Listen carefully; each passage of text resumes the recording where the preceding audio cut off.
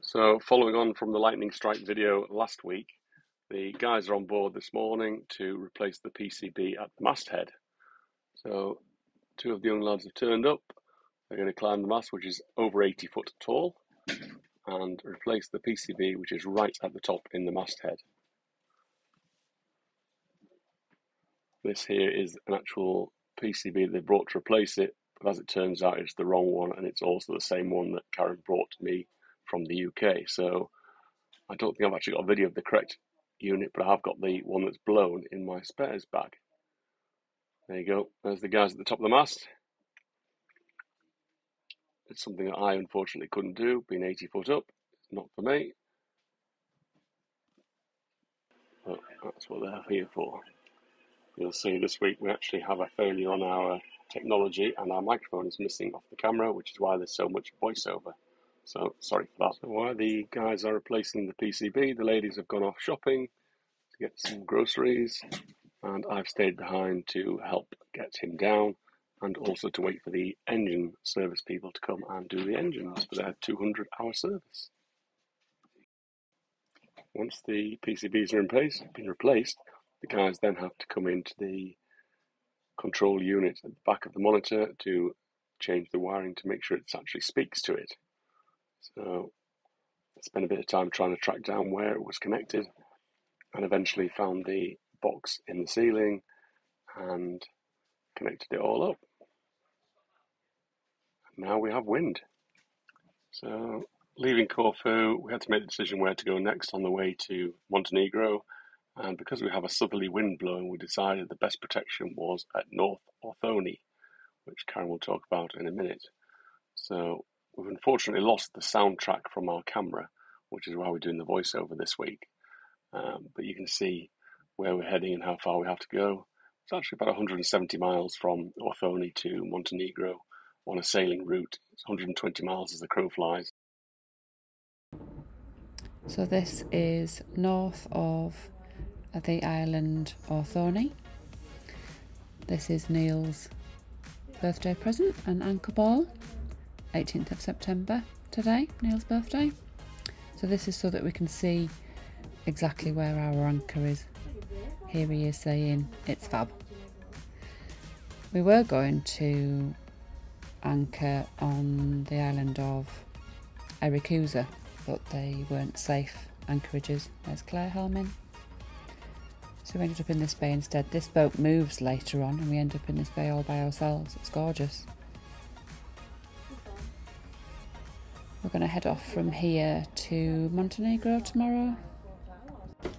Hopefully it's going to take us about 30 hours. So we're setting off after breakfast really, and then hopefully arriving there mid-morning. Claire's first overnight sail, so we'll see how that goes. And then checking in at Montenegro in a marina called Bar, sort of the southern part of Montenegro. So here's Neil just checking the anchor. Much easier with the anchor ball because you can just swim straight out there, have a look at the anchor, see how it's laying. Hopefully it's all good. And then what he's doing now is just checking around sort of the radius of the anchor, that we haven't got any nasty rocks sticking up or anything like that in case we swing a bit. We don't want to end up on a rock. Anyway, when he comes out, it's all good.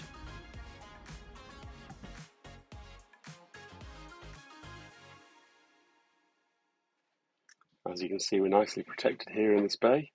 The wind's blowing from the south. This is the north side, and there is very little movement. It's very nice. There's my new anchor buoy. Very pleased with that.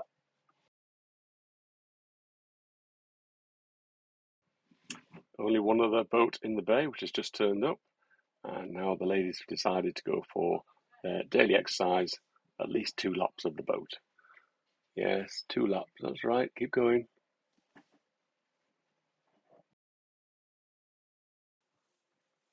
This part of the video is about the route planning on our way to Montenegro. So we import the route plan from the iPad to the main screen, and that shares between all the other screens.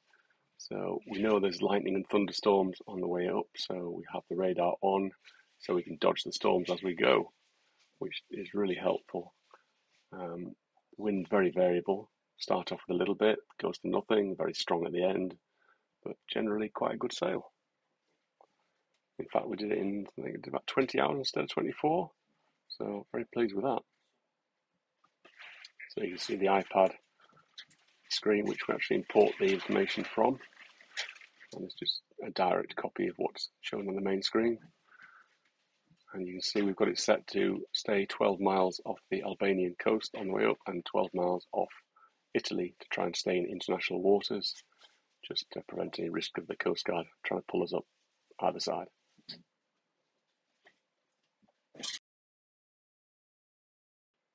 And we're off. Pretty rough start, which builds a little bit on the way. Moderate sea state.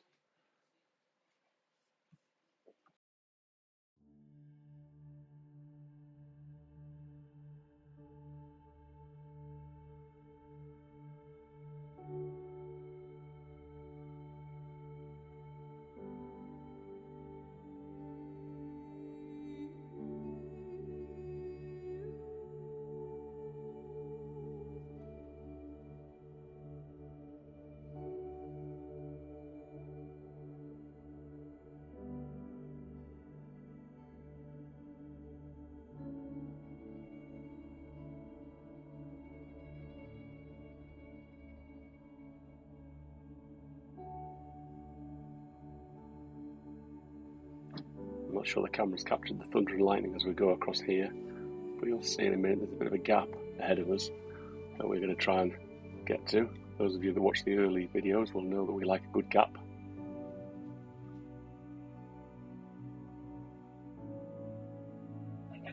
Beauty of these boats is the speed they can go when you need to outrun the storms.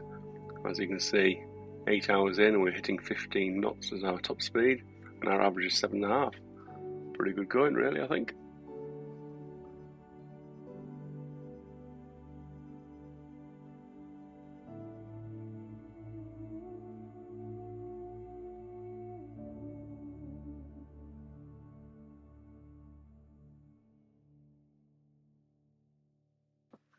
A little bit more footage of the wind, the variable winds, and the route planning which goes into these trips.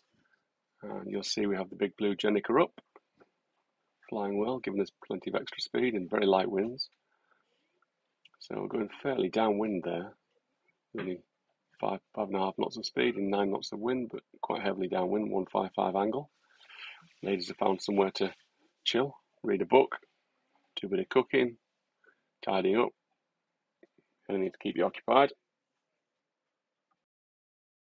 Don't worry, in future we'll make sure we have the camera with the microphone turned on properly, so you don't have to keep putting my droning voice during these videos.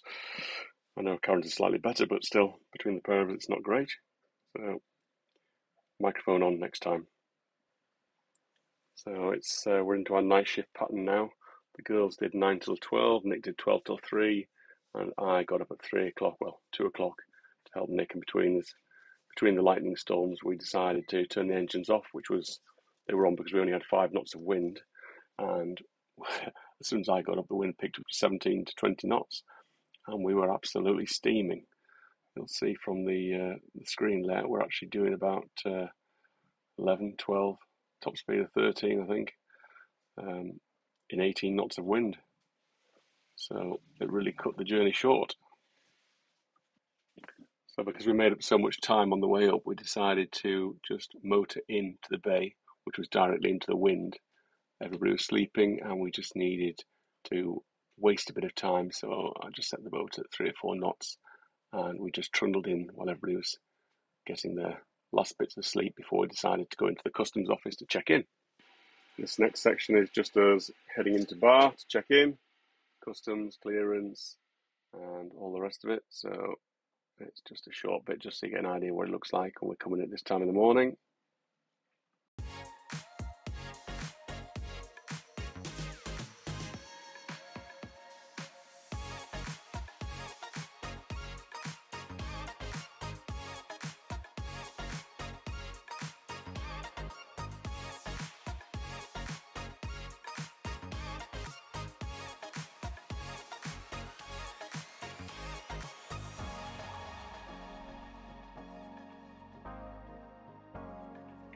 So check-in's all complete. We've left the customs dock. We're now going to find somewhere to anchor, so we're going to all have a bit of a sleep.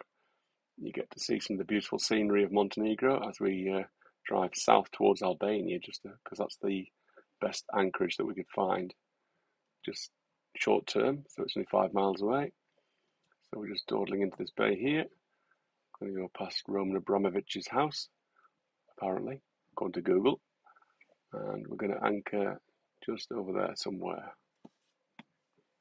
So that's about it for this week. We're going to finish our cruise next week. So next week is our last video. So don't forget to like and subscribe.